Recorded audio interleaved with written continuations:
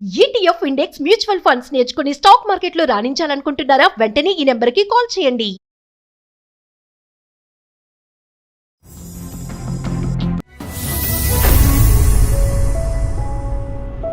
అందమైన జీవితానికి స్వాగతం. నమస్తే డాక్టర్ గారు. నమస్తే జయ గారు. తన పర్సనల్ ఇష్యూని ఒకటి మనకి షేర్ చేసింది. సో నెంబర్ కూడా ఇచ్చింది. ఎక్కువసేపు నేను చెప్పకుండా డైరెక్ట్ గా మీతోనే మాట్లాడిద్దామని. రమ్యశ్రీ ఖమ్మం. వీళ్ళందరూ వాళ్ళ పేరుగానే ఉంచమని అంటున్నారా మేడం? మళ్ళీ కొంతమంది చెప్తున్నారండి చేంజ్ చేయమని, పేరు బయట పెట్టొద్దు అనేసి. కొంతమంది అయితే పర్వాలేదు అంటే ఫోన్లే కదా కళ్యాణ్ గారు. సరే. హలో, రమ్యశ్రీ అండి. నేను అందమైన జీవితం ప్రోగ్రామ్ నుంచి కాల్ చేస్తున్నాను. జయానండి. ఓకే మేడం, నమస్కారం మేడం. నమస్తే. నమస్తే అండి. నాతో పాటు డాక్టర్ కళ్యాణ్ చక్రవర్తి గారు కూడా ఉన్నారు. చెప్పండి రమ్య. ఎంత మరి రమ్య, మీ ఏజ్ ఎంత, ఏం చదువుకున్నారు, ఏంటి సమస్య? నా ఏజ్ ఇప్పుడు 25 సార్. అమ్మా, నేను ఇంటర్ చేశాను. ఓకే. ఎగ్జామ్స్ రాయగానే పేరెంట్స్ మ్యారేజ్ చేసేసారు మేడం. ఓకే అండి. ఓకే. అంటే 17-18 కి పెళ్లి అయిపోయిందమ్మా? 17-18 కి 18 ఇయర్స్ స్టార్టింగ్ లోనే అదే మేజర్ అవగానే చేసేసారు. పెళ్లి బాగానే జరిగింది మేడం. నాకు అబ్బాయి నచ్చాడు.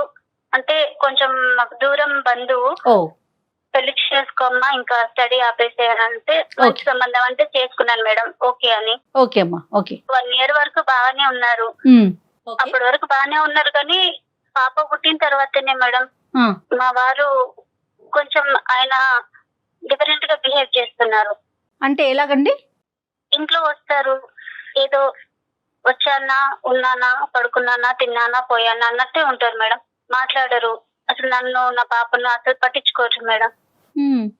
స్టార్టింగ్ లో బాగానే ప్రేమగా చూసుకున్నారు మేడం, కానీ అసలు సరిగ్గా మాట్లాడరు. ఏదైనా మాట్లాడితే కోప్పడుతూ ఉంటారు. నాకు అసలు నేను రీజన్ లేకుండానే కోప్పడుతుంటా. నాకు ఏం అర్థం కావట్లేదు మేడం. ఓకే. ఏం చేస్తుంటారండి రమ్య? ఒక కంపెనీలో జాబ్ చేస్తున్నారు మేడం. ఓకే. ఓకే. మీ ముగ్గురే ఉంటారు అంతేనా? ఒక పాప, నేను, మా వారు మేడం. ఓకే. అత్తయ్య మావయ్య వీళ్ళంతా ఎక్కడ ఉంటారు? వాళ్ళు వేరే చోట ఉంటారు మేడం. ఓకే. ఓకే. ఓకే. పాప ఉందంటే పాపతో ఇప్పుడు హ్యాపీగా ఉండాలి, నాతో ఉండాలి. మేము ముగ్గురమే కదా మేడం ఇంట్లో మాట్లాడుకోవడానికి. అవును. ఎవరి పనులు వాళ్ళు ఉన్నామనంటే అది నాకేం అర్థం కాకుండా మేడం. ఇలా కొన్ని రోజుల నుంచి పాప పుట్టిన తర్వాత ఇంకా స్టార్ట్. ఇప్పటికి మ్యారేజ్ అయ్యి ఒక 3 years అవుతుంది మేడం. 2 years నుంచి ఇంకా ఇంతే నాకు టార్చర్. ఏం మాట్లాడారు, బాగా చూసుకోరు అనంటే బాగానే చూసుకుంటారు. ఓన్లీ మాట్లాడకపోవటం ఒకటే సమస్య. మాట్లాడడం అసలు హస్బెండ్ అంటే ఎలా ఉండాలి మేడం? ఒక ప్రేమ, ఎఫెక్షన్ అనేది ఉండాలి కదా. స్టార్టింగ్ లో ఉన్న లవ్ అనేది ఇప్పుడు లేకపోతే నాకేమనిపిస్తుంది? మరి ఎప్పుడైనా అడిగారా ఎందుకు ఇలా ఉంటున్నారు, ఏంటి అసలు కారణం నేను ఏంటని? అడిగాను మేడం. అడిగితే నీకెందుకు అవన్నీ, ఇప్పుడు బాగానే ఉన్నది కదా, ఇప్పుడు నీకేం తక్కువైంది, జాబ్ చేస్తున్నాను కదా, నీకు అన్ని ఏం తక్కువ ఉన్నది అని ఇలా అంటున్నారు మేడం. ఓకే. అలాంటప్పుడు నేను ఏం మాట్లాడగలను? ఏం మాట్లాడలేకపోతున్నాను నేను. ఇంట్లో తన కోసం నేను వచ్చేసరికి ఎదురు చూడాలి అనేది కూడా నాకు అనిపించట్లేదు మేడం. అసలు ఏం మాట్లాడాలో కూడా అర్థం కావట్లేదు. ఆయన పెళ్లి కాకముందు పేరెంట్స్ దగ్గర, నాన్న దగ్గర ఎంత మంచి ఫ్రీగా ఉంటామో హస్బెండ్ దగ్గర కూడా అలాగే ఉండాలి అని అనుకుంటాం కదా మేడం. ఆ ఫ్రీడమ్ హస్బెండ్ దగ్గర మాత్రమే ఉంటుంది. అలాంటిది అని చూస్తే భయం వేస్తుంది మేడం నాకు. ఒక మిషన్ వర్క్ చేస్తుంది, మనం తింటున్నది, అది ఫుడ్ ఇస్తుంది, మనం తింటున్నాం అన్నట్టు మాత్రమే ఉంటుంది. ఓకే. ఒక మాట్లాడపోవటం తప్ప ఇంకా వేరే ఏ ఇతర సమస్య లేదు అతనితో మీకు? డ్రింక్ చేసి వస్తుంటారు, పక్కన ఏదో స్మెల్ వస్తుంది అని అంటే, కొంచెం ఫ్రెష్ అప్ అవ్వందంటే దానికి గొడవ చేస్తుంటారు. చాలా మంది ఆడవాళ్ళకి ఇలాంటివి కూడా లేనటువంటి పరిస్థితులు. అంటే ఇప్పుడు సదుపాయాలు చూసుకుంటున్నాడు, అవసరాలు చూసుకుంటున్నాడు, కావాల్సిన ఎటువంటి లోటుపాటు లేదు, వేరే వ్యవహారాలు లేవు, అప్పుడప్పుడైనా తాగుతాడు. అతని వ్యక్తిత్వం అది. బేసికలీ ఏంటంటే రమ్య ఏ అంశాల గురించి అయితే కనుక తను తప్పుగా చూపెడుతుందో, బహుశా తన యాంగిల్లో ఓన్లీ ఆ పాయింట్ ఆఫ్ వ్యూసే చూస్తుంది కాబట్టి అవి తప్పుగా కనిపిస్తుంది. ఇంకా మంచిగా ఏమున్నాయేమో అంటే చెప్పడానికి ఇంకా 95 ఉండుంటాయి.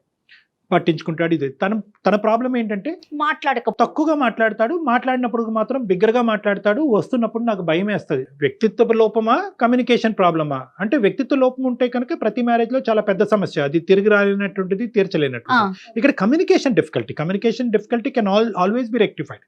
95% మ్యారైటల్ డిస్ప్యూట్స్, మ్యారేజ్ భార్యాభర్తలకు సంబంధించిన డిస్ప్యూట్స్ లో ఏదో పెద్ద పెద్ద వ్యవహారాలు ఏముండవా, బేసిక్ కమ్యూనికేషన్ డిఫికల్టీ ఉంటుంది. అతను మాట్లాడకపోయినా కూడా అతని లోపల ఉన్న భావాన్ని ఏంటి అన్నది మీకు అర్థం చేసుకోవటం కష్టము.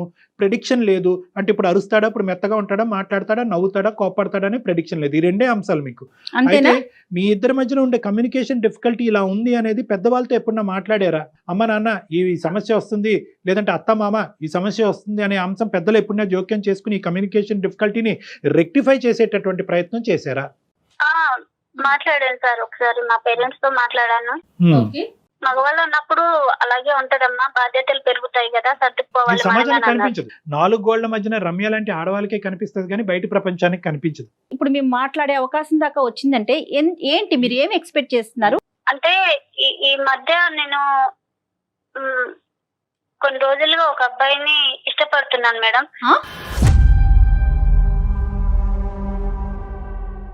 ఒక అబ్బాయిని ఇష్టపడుతున్నాను మేడం, మా ఎదురుగా ఉంటారు. చాలా క్యాజువల్ గా చెప్పేస్తున్నారండి మీరు. అదే అప్పుడు ఇష్టపడుతున్నాననే దగ్గరికి వెళ్ళటం గురించే రమ్య గారు భర్త గారు బ్యాక్గ్రౌండ్ ఇచ్చారు. చెప్పండి రమ్య గారు. అయితే తను కూడా నన్ను ఇష్టపడుతున్నాను మేడం. కొన్ని రోజుల నుంచి మా ఎదురుగా జిమ్ చేస్తూ ఉంటారు. నేను అంత గమనించలేదు కానీ కొన్ని రోజుల తర్వాత నేను చూసాను, తను చూడ్డం నేను చూడ్డం అన్నట్టు. కాదమ్మా, జిమ్ ఎక్కడ చేస్తున్నాడు అతను? మీ ఇంటి ఎదురుకుంటే జిమ్ ఉందా, లేదంటే మీ మేడమే జిమ్ చేస్తున్నాడా, ఎదురు మేడమే జిమ్ చేస్తున్నాడా? ఎదురుగా వాళ్ళ ఇల్లు ఉంటుంది, పైన వాళ్ళు ఓన్ గా చేసుకున్నారేమో, అక్కడ చేస్తూ ఉంటారు. పెళ్లి కాని అబ్బాయి. నేను మార్నింగ్ పనులు చేసుకున్నప్పుడు కనిపిస్తూ ఉంటారు. ఒక రోజు ఇంకా అలా చూసారు, తను చూసారు, నేను చూసాను.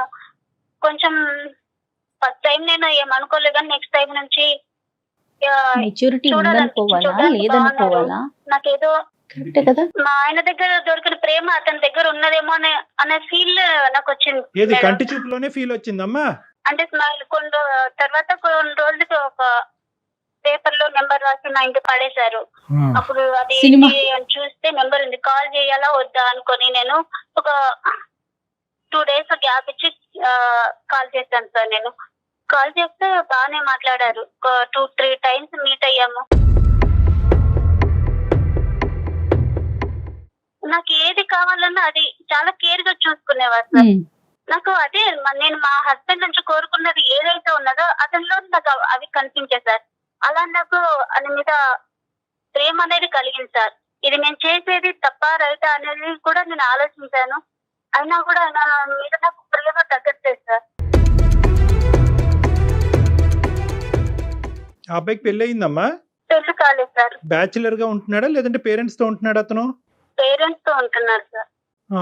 ఓకే. అతను నీ వైపు ఎక్కువ చూసేవాడా, నువ్వు అతని వైపు ఎక్కువ చూసేదానివా? తను ఇంతకుముందు నన్ను చూసినట్టున్నారు, నేను ఒకరోజు చూస్తే నన్ను గమనిస్తూ ఉన్నారు. సరేలే అని నేను 2-3 రోజులు అలాగా చూడనట్టు చూసి అలా చూస్తే నన్నే గమనిస్తున్నారు, నాకు అర్థమైంది సార్. వాడికి బుర్రలేదు, నీకు బుర్రలేదు. నీకు పెళ్ళైనటువంటి ఆడపిల్లవి, నీకు ఒక పాప బాబు ఉన్నాడు. ఓకే, నువ్వు ఆ అబ్బాయి పెళ్లి కాలేదు అనే అంశం నీకు తెలుసు. ఆ అబ్బాయి జిమ్ చేస్తున్నాడు అండ్ ఓకే, నీకు ఒక బాధ్యత ఉంది, నీ భర్తతో 2-3 సమస్యలు ఉన్నాయి. అవేమి పెద్ద అంత తలకి మించిన భయంకరమైనటువంటి సమస్యలు ఏమీ కాదు. కమ్యూనికేషన్ ఇంప్రూవ్ చేసుకోవటం అనే సబ్జెక్టే. కానీ ఎవరు ఆలోచించలేదమ్మా, నాకు కావలసినవి అతని దగ్గర దొరికేసిని అనేటటువంటి కంక్లూజన్కి ఎలా వచ్చేసావు? ఒక కనుచూపులోనే ఎలా వచ్చేసావు? కనుచూపులోనే కాదు సార్, ఒక 2-3 times అలా చూసి ఫోన్ లో మాట్లాడిన తర్వాత ఆయన చూపించే ప్రేమ, ఆయన తీసుకున్న కేరింగ్ లో నాకు ఇంట్రెస్ట్ అనిపించింది సార్. నా మనసుకి ఏది కావాలో నేనేం కోరుకున్నానో నాకు అది అతనిలో కనిపించింది. అతను కూడా నేను అంటే చాలా చూసిన ప్రతిదీ కోరుకోవటం, దాని వైపుకి మనసు వెళ్ళిందంటాం. ఏంటండి మీరు? కాదమ్మా, నీకు కనిపించని భర్తను మర్చిపోయావు, కూతుర్ని మర్చిపోయావు, అతని ప్రపంచాన్నే మర్చిపోయాడు. ఓకే, అతను జిమ్ చేస్తున్నాడు, నువ్వు వంట వండుతున్నావు, కలిసిపోయి నీ మనసులో. ఇప్పుడు ఏంటమ్మా, ఇప్పుడు ఏం చెప్పాలనుకుంటున్నావు మాకు? ఇప్పుడు అతనికి పెళ్లి ప్రపోజల్ వచ్చింది సార్. పేరెంట్స్ పెళ్లి చూపులు తీసుకొచ్చారు. మంచిది. ఆ విషయము అంటే ఆల్రెడీ ఇంతకు ముందు పెళ్లి సంబంధాలు వస్తే నా కోసం 1 year అలా ఆపేశారు, పోస్ట్ పోన్ చేస్తూ వచ్చారు సార్. కానీ చాలా ముందుకెళ్ళిపోయారు. ఏంటో మళ్ళీ ఈసారి మళ్ళీ పెళ్లి అని ఇంట్లో పేరెంట్స్ వాళ్ళు ఎక్కువ ఫోర్స్ చేయడం వల్ల మాకు పెళ్లి అవుతుంది, పెళ్లి చూపులు చూస్తున్నారు అని తను నాకు చెప్పేసరికి నాకు ఏం చేయాలో అర్థం కాలేదు సార్. సంవత్సరం తను క్రితమే పెళ్లి చూపులు ఒకసారి పెళ్లి నాకు చేసుకుంటే పెళ్లి ఈ రోజు అవుతుంది, ఇది నేను ఉండేది కాదు. మర్చిపోలేకపోతున్నాను, నన్ను ఏం చేయమంటావని చిన్నపిల్లాడు ఏడ్చినట్టు ఏడ్చేసారు. తను ఏడ్చేసరికి ఇంకా నాకు కూడా అసలు ఈ ఏడుపు పనులన్నీ ఆగలేదు సార్. చిన్నపిల్లల పనులేనండి, పెద్దోళ్ళుగా మెచ్యూరిటీ వచ్చిన వాళ్ళు చేసే పనులు కాదు రమ్య. సారీ రమ్య, నువ్వు ఏడుస్తూ చెప్తున్నావు, నువ్వు తప్పుగా అనుకోవద్దు, మేము ఇక్కడ నవ్వుకుంటున్నాం. అంటే ఒక సమస్య, ఒక బాధ ఒక మనిషి చెప్పినప్పుడు సహజంగా అవతల వ్యక్తిని కూడా కదిలించాలి, బాధ కలిగించాలి.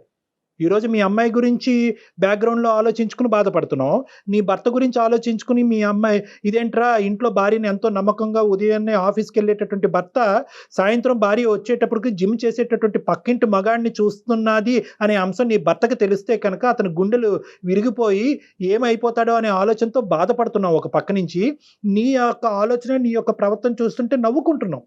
అరే ఆ సినిమాలో చూసాం కదా, కరెక్ట్, ఈ సినిమాలో చూసాం కదా, పేపర్ రోల్ చేసి నెంబర్ ఎసట్టడం అనేది అక్కడ చూసామని సినిమా అంశాలే మాకు గుర్తుకొస్తున్నాయి, కానీ నిజ జీవితంలో ఎవరు ఇలా చేస్తారనేటటువంటిది మాకు కల్లో కూడా ఊహించుకోవడానికి కష్టంగా. రియల్ లైఫ్ లో కూడా ఇలా జరుగుతున్నాయి అనుకుంటున్నాను. నేను కూడా ఆడపిల్లలేం కదా, నాకంత ఒక మనసు ఉంటుంది కదా, నాకు కొన్ని కోరికలు ఉంటాయి కదా. తను హస్బెండే కదా, అమ్మాయికి పుట్టింటి నుంచి అత్తింటికి వచ్చిన తర్వాత అన్ని చూసుకోవాల్సిందే హస్బెండే కదా సార్.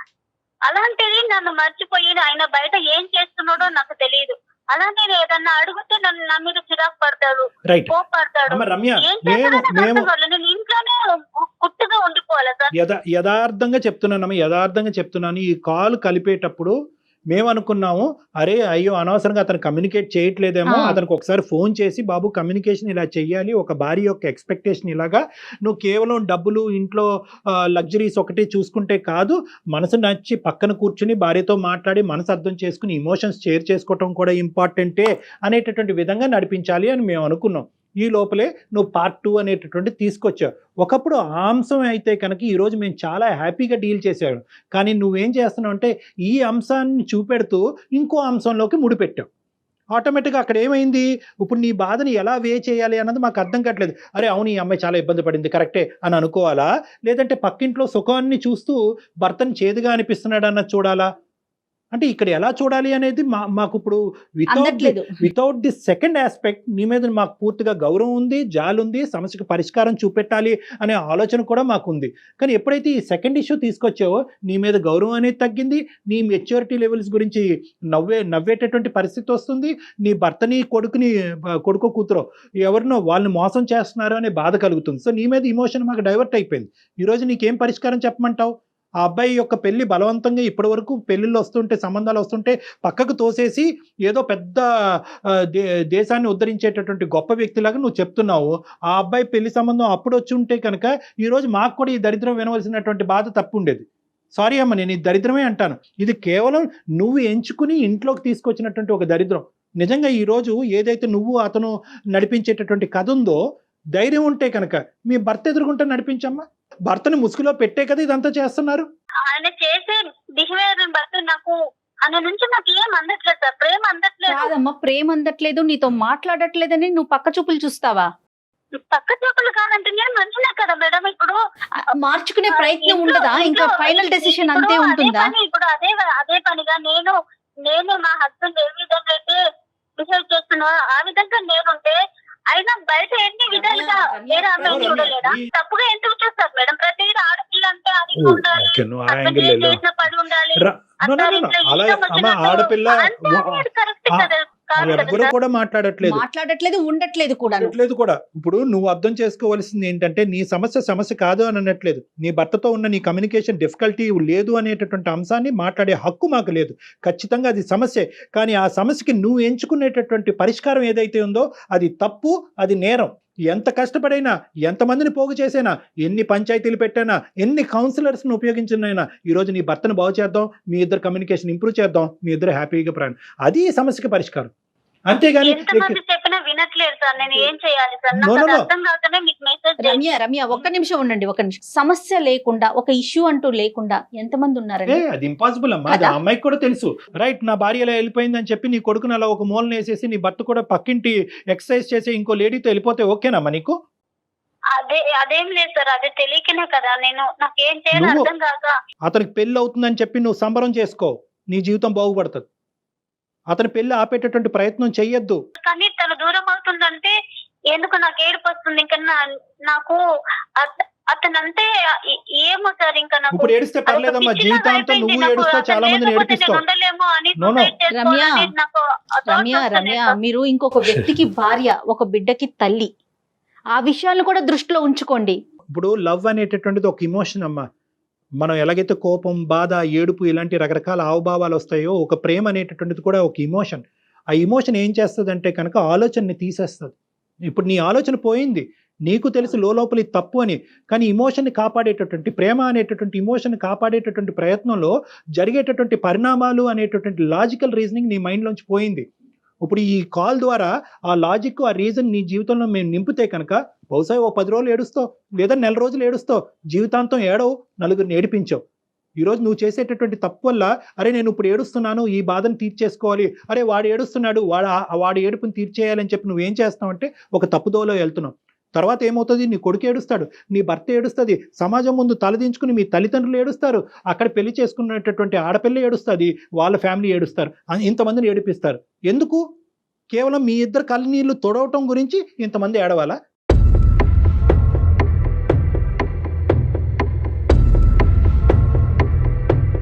సో ఇది కరెక్ట్ కాదమ్మా. ఇక్కడ లాజిక్ కావాలి, ఇమోషన్ కాదు. ప్రేమ అని ఇమోషన్ తాత్కాలికంగా పక్కన పెట్టండి. దీన్ని ప్రేమ అంటారా? నేనైతే అన్ను, దీన్ని ఆకర్షణ అంటాను. అతనికి ఏదో లేదు కాబట్టి నీ దగ్గరికి వచ్చాడు, నీకేదో దొరకట్లేదు కాబట్టి అతని దగ్గరికి వెళ్ళావు. సో లేనటువంటిది తీర్చుకునే దాని గురించి ప్రేమను డిఫైన్ చేయాలంటే తప్పమ్మా. దీన్ని ప్రేమ అనరు. నీ భర్తతో ఉండేటటువంటి బంధం, దాన్ని ప్రేమించు. నీ కొడుకుతో ఉండేటటువంటి బంధం, దాన్ని ప్రేమించు. మీరందరూ గౌరవప్రదంగా సమాజంలో ఉంటున్నారు, దాన్ని ప్రేమించు. సో ఈరోజు నీకు బాధగా ఉండొచ్చు, మా మాట బాధగా ఉండొచ్చు, ఇదేంటి సార్ ఆ అబ్బాయి ఏడుస్తున్నాడు కదా సార్, నాకు బాధగా ఉంది సార్, మీ ఇద్దరం దూరం అయిపోతాం సార్ అంటే కనుక నో, ఎంతైనా బాధపడండి, 100 రాత్రులన్నా నిద్రపోకుండా ఉండండి, ఎంతైనా ఏడవండి, కానీ ఈ తప్పు మాత్రం చేయొద్దు. నీతో పాటు చాలా కుటుంబాలను కాపాడినటువంటి పుణ్యం మాకు దక్కుతుంది కాబట్టి థ్యాంక్ యూ. అతను చూస్తూ నేను ఉండలేదు సార్ ఇక్కడ. అసలు బ్రతకాలనే ఆలోచన కూడా నాకు రావట్లేదు సార్. తను ఇక్కడ దూరం అయిపోతాడు, నాకు ఎవరు ప్రేమ పంచుతారు, నాకు ఇంత కేరింగ్ ఎవరు చూసుకుంటారు అనేది కూడా నాకు అసలు అర్థం కాకుండా ఉంది సార్. ఇది ఇంకా కూడా చాలా సీక్రెట్ గా నడిపిస్తున్నటువంటి కథ రమ్య, చాలా సీక్రెట్ గా కనిపిస్తున్న కథ కాబట్టి ఈ ప్రేమను మీరు ఆనందిస్తున్నారు, అతను ఆనందిస్తున్నారు. This is a secret love.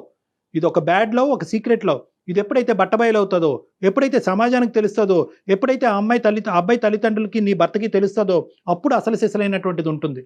ఇద్దరు రోడ్డు మీద పడతారు. రేపొద్దున నీ బిడ్డకి ఏం సమాధానం చెప్తారు మీరు? నాకు రావట్లేదు, నా భర్త నుంచి ప్రేమ రావట్లేదు, నాకు దొరకట్లేదు, నేను ఆనందపడట్లేదు, ఆ పక్కింటి ఆంటీ ఇలా ఉంది, ఈ పక్కింటి వీళ్ళు ఇలా ఉన్నారు, వాళ్ళందరినీ ఊహించుకుని ఏంటంటే ఒక డిప్రెషన్లోకి వెళ్తారు. సడన్గా ఈ డిప్రెషన్ అనేటటువంటి బాధ ఎవరికి ఆనందంగా ఉండదు. ఇందులోంచి బయటపడాలి, వెంటనే బయటకు రావాలి అంటే భర్తకు చెప్పుకుంటే భర్త మాట వెండు. ఇలాంటి వాళ్ళని మాట వినేటటువంటి ఏకైక వ్యక్తి ఎవరంటే కనుక ఈ జిమ్ బాడీ లాంటి వీళ్ళు ఏం చేస్తారు, వీళ్ళు పని పాట అట్రాక్ట్ చేస్తారు. ఆ అబ్బాయి అసలు ఎంత ధైర్యం అండి, ఒక పెళ్ళైనటువంటి ఆడపిల్లని ఇక్కడ పెట్టుకుని పెళ్ళిని కానీ అతనికి వాళ్ళు అట్రాక్ట్ చేస్తారు. వాళ్ళు ఏం చేస్తారు, వాళ్ళు ఏమీ చేయరు, కేవలం ఈ అమ్మాయి కథ చెప్తుంటుంటే వింటూ ఉంటారు. ఈ అమ్మాయి జీవితంలో ఎవ్వరు విన్నటువంటి ఏకైక వ్యక్తి ఈ మహానుభావుడు. ఈ కథ వినేటప్పటికి ఇదేంటి ఇంత వింటున్నాడు, ఇన్ని సంవత్సరాలు పెళ్ళైనా కూడా నా భర్త 10 నిమిషాలు కూడా నా పక్కన కూర్చాడు, ఇతనేంటి గంటల తరబడి అన్ని పనులు వదులుకుని నా మాట వింటున్నాడు అని చెప్పి అక్కడ కనెక్ట్ అవుతూ ఉంటారు. సో ఇదంతా కూడా ఏంటంటే ఒక సూపర్ఫిషియల్గా ఒక ఇమోషన్తో కూడినటువంటి ఒక అట్రాక్షన్ మాత్రం. ఇది బంధం కాదు, బంధం అని వాళ్ళు అనుకుంటారు. సో ఇక్కడైతే మాత్రం కఠినమైనటువంటి నిర్ణయాలు ఇప్పుడు తీసుకుంటే రానున్న జీవితంలో ఇప్పటికీ ఎవరికి తెలియదు.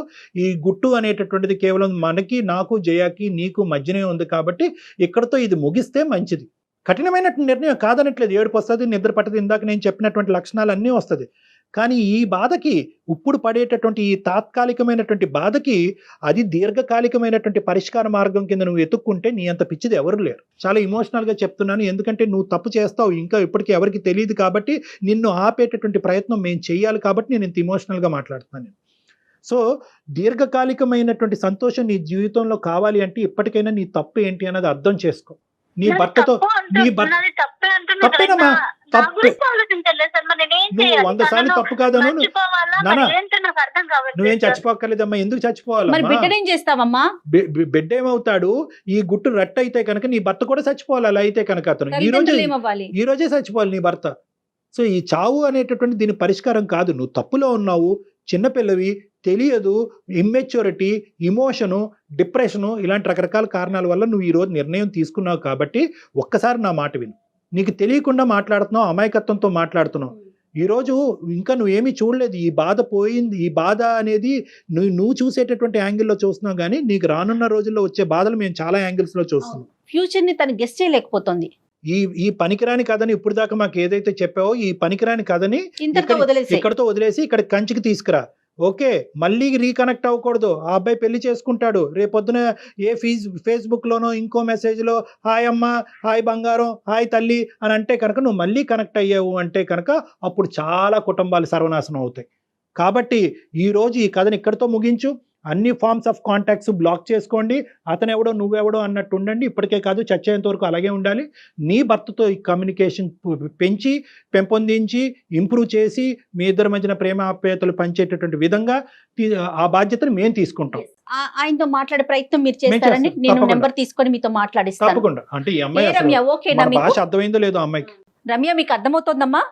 అర్థమవుతుంది మేడం. డాక్టర్ గారు మీ హస్బెండ్ తో మాట్లాడతారు. ఒకసారి కాదు, 2 సార్లు కాదు, తనలో మార్పు వచ్చే వరకు మాట్లాడతారు. తనలో మార్పు వస్తే నేను సంతోషంగా ఉంటాను మేడం. కానీ ఇప్పుడు తన అబ్బాయి పెళ్లి అవుతుందంటేనే నేను చూడలేకపోతాను. ఇక్కడ ఉండాలంటే అతనికి పెళ్లి అయితేనే నువ్వు సంతోషంగా ఉంటావమ్మా. రమ్య, నీకు ఆ పాయింట్ అర్థం కావట్లేదు. ఇప్పటి వరకు డాక్టర్ గారు చెప్పింది అదే. ఆ అబ్బాయికి పెళ్లి అవటం అనేటటువంటిది చూస్తూ నాకు ఇంత ఎదురుగానే కాబట్టి నేను తనను చూస్తూ ఉండలేదు మేడం. అక్కడి నుంచి వెళ్ళిపోండి, వెకేట్ చేసేయండి. ఇల్లు ఖాళీ చేసేయమ్మా. ఇల్లు ఖాళీ చేసే తెగించే జీవితానికి మించినటువంటిది ఏమీ లేదు. ఇక్కడ ఇంట్లో సదుపాయాలు లేవు, బాలేదు, వెంటిలేషన్ బాలేదు, బాత్రూమ్స్ బాలేదు, ఏదో అని చెప్పి మీ ఆయన చేతి ఇల్లు ఖాళీ చేసి వెళ్ళిపోండి అక్కడి నుంచి. చక్క ఇంటర్మీడియటే చదువుకున్నారు. ఇంకేదైనా చదువుకోవటానికి అవకాశం ఉంటే చదువుకోండి, లేకపోతే ఏదైనా నేర్చుకునే ప్రయత్నం చేయి రమ్య. ఈ సబ్జెక్ట్ ఇక్కడతో మర్చిపోవాలి. ఈ సంఘటన ఇప్పటి వరకు జరిగిందనే ఆలోచన తీసేసేయండి. మీ బాధ్యత ఏంటి అన్నది గుర్తు తెచ్చుకోండి. ఇప్పుడు నువ్వు చేసే పని ఇప్పటికైనా తప్పు అని అంటావా అనవా అమ్మా? నువ్వు తప్పు అని అంటేనే తప్పు అని తెలుసు సార్, కానీ నేను చేస్తుంది తప్పు అని తెలిసినా కూడా నేను అతని మీద నాకు బయటికి రాలేకపోతున్నావు. నాకు అర్థం కావట్లేదు. అమ్మ, నువ్వు తప్పు అని రియలైజ్ అవటం అనేటటువంటిది రియాలిటీ. నువ్వు స్లోగా రియాలిటీలోకి వచ్చేసే, అతని జ్ఞాపకాలు తీసేసాయి. Okay sir. మా ఆయన మారి నాతో ఉంటే నాకు ఏది అవసరం లేదు సార్. తప్పకుండా ఉంటారమ్మా. డాక్టర్ గారితో మనం మాట్లాడిద్దాం. నువ్వైతే మాత్రం స్ట్రాంగ్ గా ఉండు. ఒకసారి మనం అయిపోయిన తర్వాత మీ హస్బెండ్ నెంబర్ ఫార్వర్డ్ చెయ్యి, ఆయనతో ఒకసారి డాక్టర్ గారితో మాట్లాడిద్దాం. Be strong. Okay okay madam. Right. Okay అమ్మా, ఆల్ ద బెస్ట్ అమ్మా. Ramya, okay sir.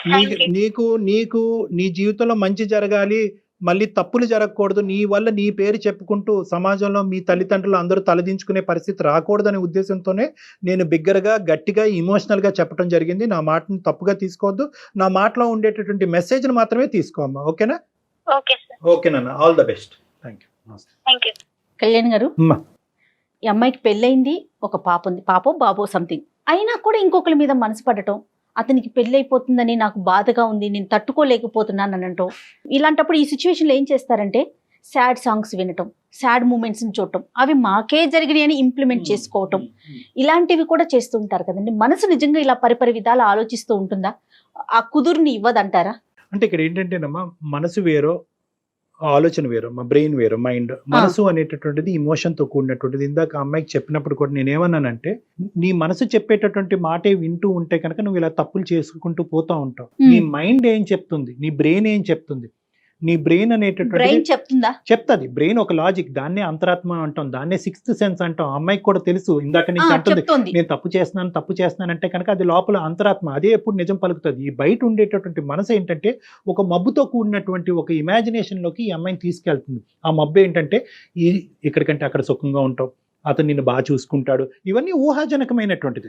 ఇవన్నీ ఊహాజనకమైనటువంటి. అవును. దానివల్ల ఏమవుతుందంటే లోపల ఉండేటటువంటి కాన్షియస్ సిక్స్త్ సెన్స్, అంతరాత్మ, లేదు అక్కడికి వెళ్తే మోసపోతావు, అక్కడికి వెళ్ళిన తర్వాత అందరూ ఇబ్బంది పెడతారు అనేటటువంటి చెప్తూ ఉంటుంది. కానీ ఈ ఆలోచన మీరు ఇందాక అన్నట్టు ఈ మ్యూజిక్ వినటం, ఈ పాటలు వినటం, వేరే ప్రేమించేటటువంటి వాళ్ళని చూడటం, వాళ్ళ సంసారాల జీవితాలు బాగున్నాయి అనుకోవటం వల్ల ఏమవుతుందంటే అది ఈ డామినేట్ ఈ చేస్తుంది. మత్తు కాస్త ఏంటంటే ఈ సిక్స్త్ సెన్స్ లోంచి వచ్చేటటువంటి ఆలోచనని తొక్కేస్తూ ఉంటుంది.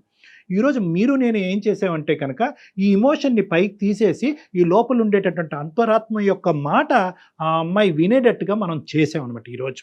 అది వాళ్ళ తల్లిదండ్రులు చేయగలరు, Yes. మెచ్యూర్ గా ఉండే పీపుల్ ఎవరైనా చేయగలరు, కానీ ఎవరితో కూడా ఈ అమ్మాయి ఈ ఇష్యూని డిస్కస్ Share చేయలేదు. చేసే ధైర్యం లేదమ్మా. ఆ అమ్మాయికి తెలిసి అవును. తప్పు కాబట్టి ఆ అమ్మాయి చేసే ధైర్యం లేదు. లక్కీగా మనకి ఈమెయిల్ పంపించింది, మనం అవునండి. కాల్ చేసాము, ఆ లోపల ఉండేటటువంటి అంతరాత్మని తట్టి లేపాము, అది బయటకు వచ్చింది, ఇమోషన్ తగ్గింది. ఇక నుంచి ఆ అమ్మాయి నడవలసినటువంటి దారి ఆ అమ్మాయి ఎంచుకోవాలి. ఎల్లకాలం ఎవరో ఒకరు అంతరాత్మని తట్టి లేపలేకపోతారు. లేపలేరు. ఆలోచించే తత్వం వస్తుందేమో అని అనిపిస్తోంది, ఎందుకంటే లాస్ట్ లో తను మాట్లాడిందని బట్టి కొంచెం ఆలోచిస్తోంది. Thank you so much Kalyan ji. నమస్తే అండి. నమస్తే.